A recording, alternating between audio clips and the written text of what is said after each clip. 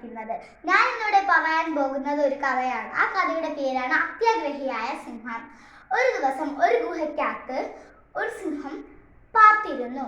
അപ്പോൾ ആ സിംഹം കണ്ണിൽ കാണുന്ന മൃഗങ്ങളെയെല്ലാം കൊന്നു തിന്നുമായിരുന്നു. അങ്ങനെ ഒരു ദിവസം രാത്രി സിംഹം വെളിയിലിറങ്ങി ആ സിംഹം വിശന്നു വലഞ്ഞായിരുന്നു വെളിയിലിറങ്ങിയത്.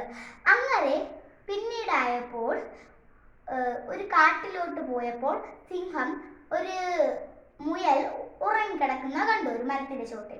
അങ്ങനെ ആ മുയലിനെ പിടിക്കാൻ പോയപ്പോഴാണ് തൊട്ട് അപ്പുറത്തായിട്ട് ഒരു മാൻ കിടന്നുറങ്ങുന്നത് കണ്ടത്. അപ്പോൾ സിംഹം വിചാരിച്ചു ആ മാൻ നല്ല കൊഴുത്ത് തടിച്ചൊക്കെയായിരുന്നു ഇരുന്നത്. അപ്പൊ സിംഹം വിചാരിച്ചു മുയലിനെ തിന്നണേക്കാട്ടി നല്ലത് ആ മാനിനെ തിന്നണല്ലേ എന്ന്.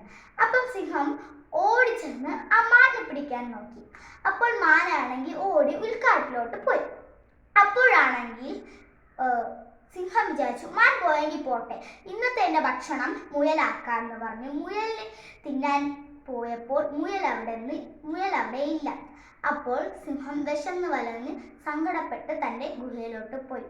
ഗുണപാഠം: അത്യാഗ്രഹം നമുക്ക് പാടില്ല. അത്യാഗ്രഹം കൊണ്ട് കയ്യിലുള്ളതും കൂടി പോകും. നന്ദി, നമസ്കാരം.